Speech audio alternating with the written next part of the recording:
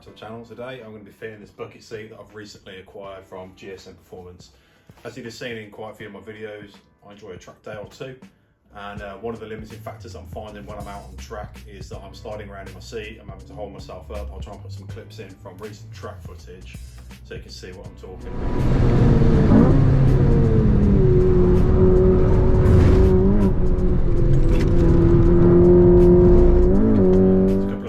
Benefits in terms of safety features as well. Obviously it's a fixed back seat, so you're not going to see any kind of like collapsing of the seat in the event of any kind of crash.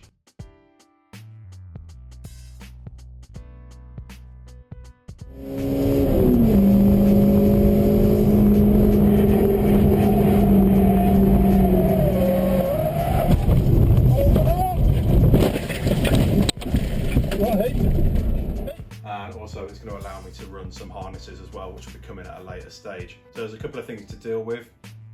First of all, we've got to deal with mounting the bucket seat into the car, which should be reasonably straightforward. And the second part of it is obviously the stock OEM FN2 seats come with a side airbag. So you're going to have to deal with that. Now, I don't recommend driving around on the road without a side airbag, but unfortunately that's what I'm going to have to do. And the way you do that is by basically using a small resistor, which I've got in this little envelope here. I haven't tried them yet, so I'll see if they work. If they work, I'll put them in the link in the description. It's a seatbelt seat, as you can see. It's the GT3 model. It's an FIA approved seat. I'll weigh it and I'll put in the video of the weight somewhere. And obviously I'll weigh the stock seat as well. Stock seats are really easy to get out. I've videoed it before, but essentially it's 4 bolts and it's 4 electrical connectors under your seat. Now, I'll be brutally honest, I'm not sure what all 4 do. I know one's a pre-tensioner, one's the side airbag, and both of those have to be fooled, if you like, with a resistor. And one is your seatbelt warning light, which I'm going to leave disconnected. Now, I will show you which one that is. I'll leave it up to you if you want to disconnect your seatbelt warning light. Don't recommend it, but I will mention which one it is. There's a 4th one, and I'm not entirely sure what that is. So if anyone knows, let me know. So without further ado, we'll have a look at what we've got here, because not only have we got the seat, we've also got the M2 seat rail. I'll show you what's in there, what's included, and crucially what isn't included in the kit. So I'll bring the phone over and we'll have a closer look.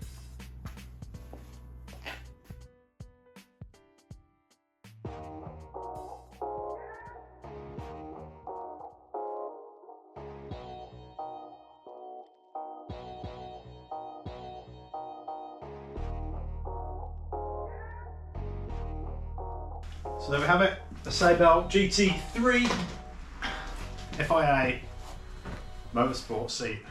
Obviously I wanted to make sure that they fitted before I ordered it, so I went to GSM Performance in Nottingham. Obviously the most critical thing with seats, more than weight, is that they fit you properly. And so having the higher back for someone like myself who has a long torso and short legs, I have that kind of like body of a cartoon character where 2 kids are in a trench coat to look like an adult. So unfortunately I've got short legs and a long torso, and the reason that's important is because of where these holes are on the back of the seat. So it's pretty light. Well then, you guys know the drill. We're going to weigh the new seat, find out how heavy it is. We've got it set to 0. Let's just change the units from pounds to kilograms. Place your bets. What does this weigh? All right, okay. Well, sure, the website said 8 kilograms. 9.75. I thought it was going to be lighter than that. That's 21.49 pounds. Obviously that is just the seat on its own, sans rails. So once the rails are assembled and put on the bottom of the seat, then we'll weigh again and see what the total weight is, and then we'll compare that to the stock FN2 front driver's seat. Let's have a look in the box.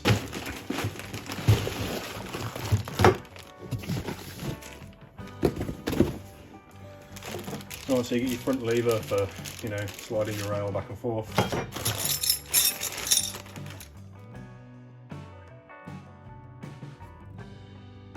So down there, hopefully you can see. So that's where the seat rail does push on. That's the seat rail, the adjustment rail. I'll try and do that. You're not going to be able to see this. It's on there. Right. So that's it.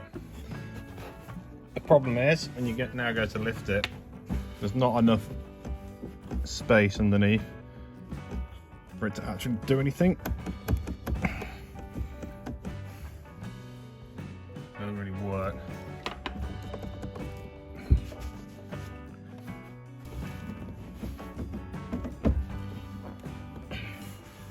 Yeah, so it doesn't really work.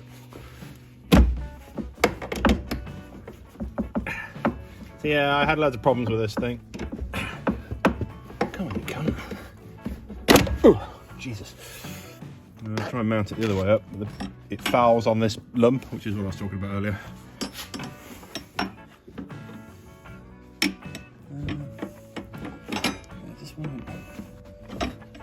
I tried this before and it basically left the seat loose. You could probably fix it by increasing the height of the seat, but then, you know, what's the point of that? Half the reason I wanted to put a bucket seat in was to gain some headroom. Yeah, everything just gets in the way, so it doesn't really work. So anyway, I've left that off. But what you can do is you can just reach underneath, lift it with your fingers, or with a suitable tool or something, just a little pipe, and yeah, you can move it then. So anyway, long story short, I haven't fitted this because I can't get it to work with this in the way.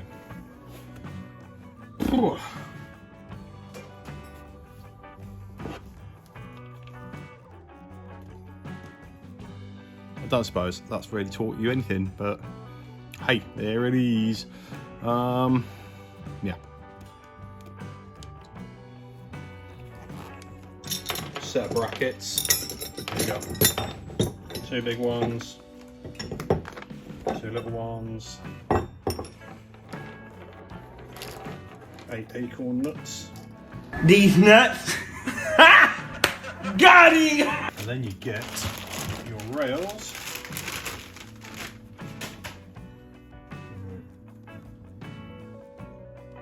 That's the side nearest to the door, and then this is the rail that goes kind of by the not the center console, but like the transition tunnel. The giveaway is this bit here, so this is where your seatbelt mounts to, because your seatbelt is already mounted to your OEM seat, so we'll have to remove that somehow. We'll do that in a bit. So yeah, that's what you get in the box on M2.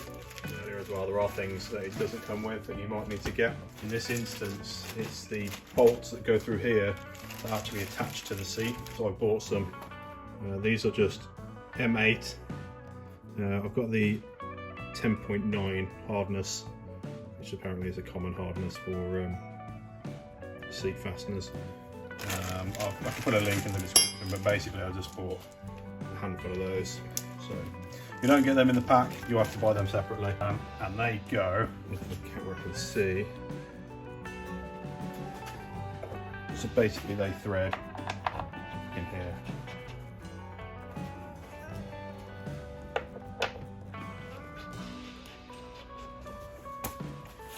Pretty straightforward, yeah? Cool, alright, well let's get the seat out of the car, start working out where this one needs to go.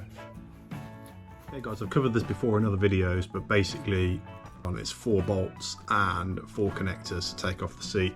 Usually the bolts have a plastic cover on them. I've already taken them off, you just ping them off with a screwdriver. I tend to find on this it's easier to start with the rear ones, and then you can slide the seat back and then take the front ones off and tip the seat back. So yeah, slide the seat forward. You need a 14mm socket.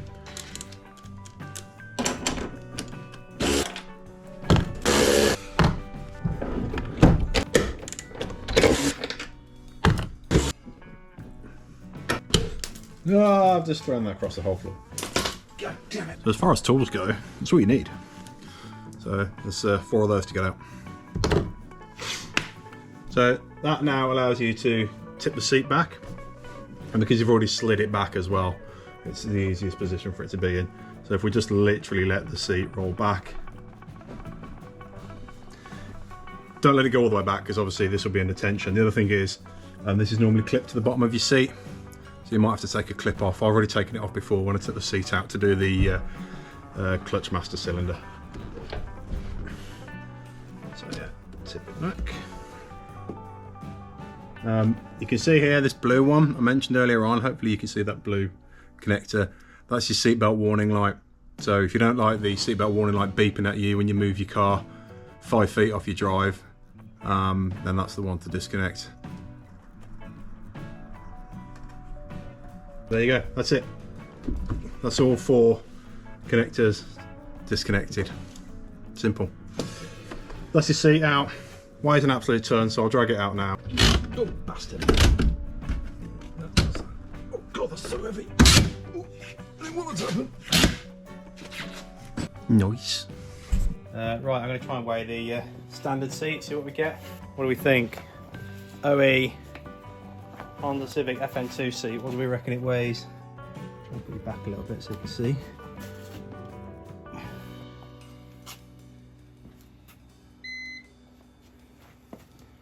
Oh.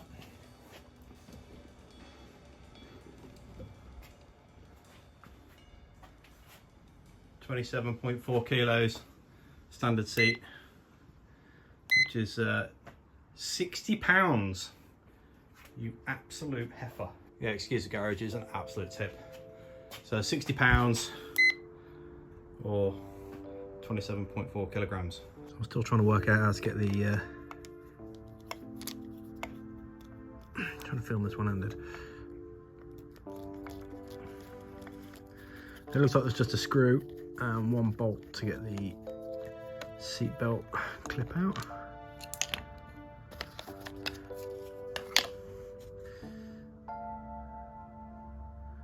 Might be a bit more to it than I thought.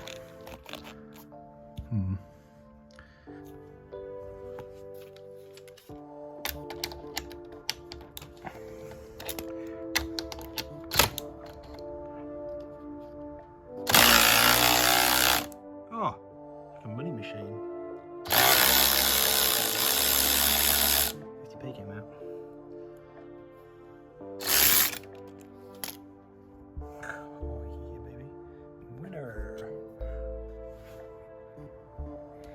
Okay then, I've just, for now, took the cables underneath the carpet, so they're out of the way, and I've kind of tidied up the seat belt, so that's what we're left with. So next thing for me to do, I think, is to start assembling the seat and getting it in for a kind of dry fit. Yeah, just get the seat in for a test fit. See how it goes. You don't get any instructions with these seat rails, but in case you're wondering, this is how they go. So that one goes like that. Your seat belt mounts to it somehow. Bolt. And then obviously the other one just goes the other side, but it's the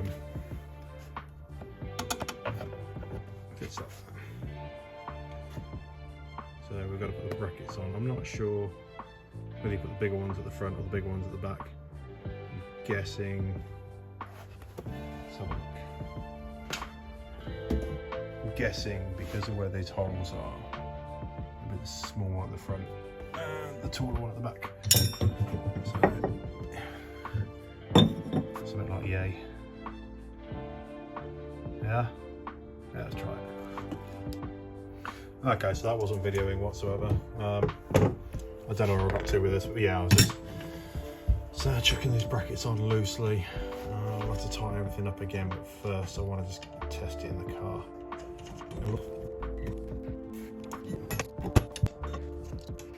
Fit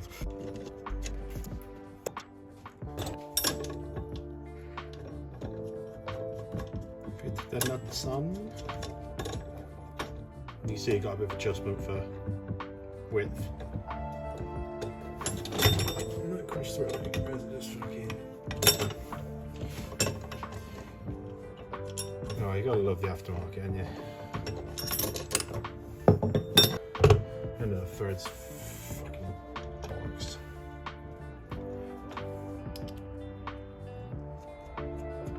Right, so it's an M8. This shit you have to mess around with. Crap threads. I can't get a proper tap on it, so I'm having to use these pipe grips. Thanks.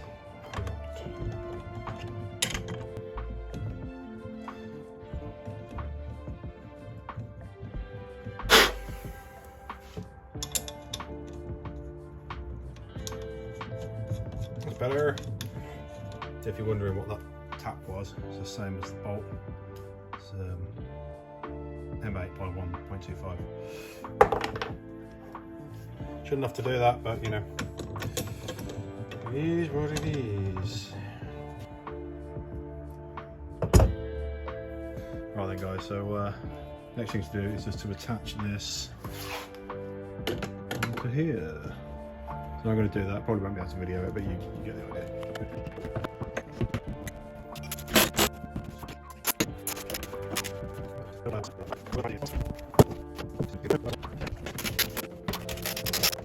Alright, that's the rails on then. Coolio! So, what's it first off with? What is that all? Dead wonky. Something not right about that.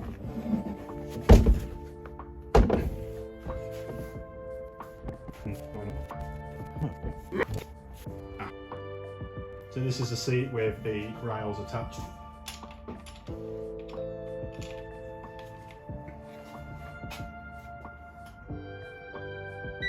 $14.55.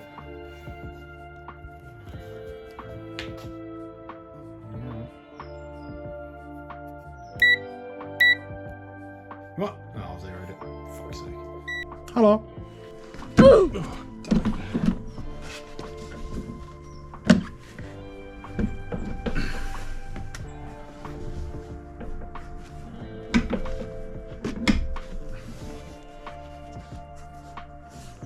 Well, that's interesting.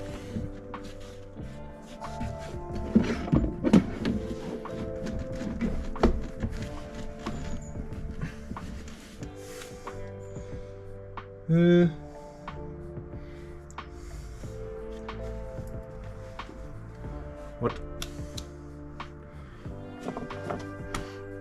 Oh, could do some light, couldn't we? That better? Yeah, it's a couple of these.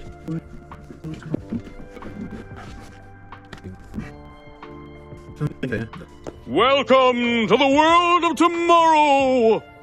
Why do you always have to say it that way? Haven't you ever heard of a little thing called showmanship? Right then, it's me from the future. I was editing the video and realised, I didn't explain something very well, so I was just looking back at the video. In the previous scene, you'd have seen me struggling to get the chair in and be able to like push it further that way towards the centre of the car.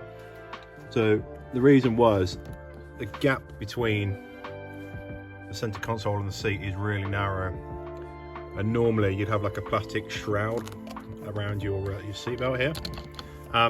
There's no way the seat was going to fit with that plastic shroud still on. I had to take it off. I did try and adjust on these to get the seat to slide more towards the middle of the car, but I couldn't get it to work. So I just wanted to show you the warts and all situation with the seatbelt bracket. It's not ideal. I don't particularly like it, but it does work. So I'm not particularly concerned in that regard. Yeah, anyway, I'll sit in it. I'll get out again. Just fit.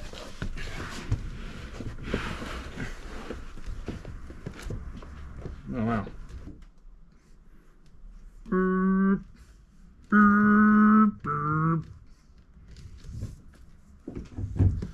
look at Toyga. Yeah, it's going to take some faffing, so I'm going to have to carrying on. But in terms of headspace, I haven't really gained an awful lot, but maybe a little bit. Hard to say. Oh, it's quite snug though.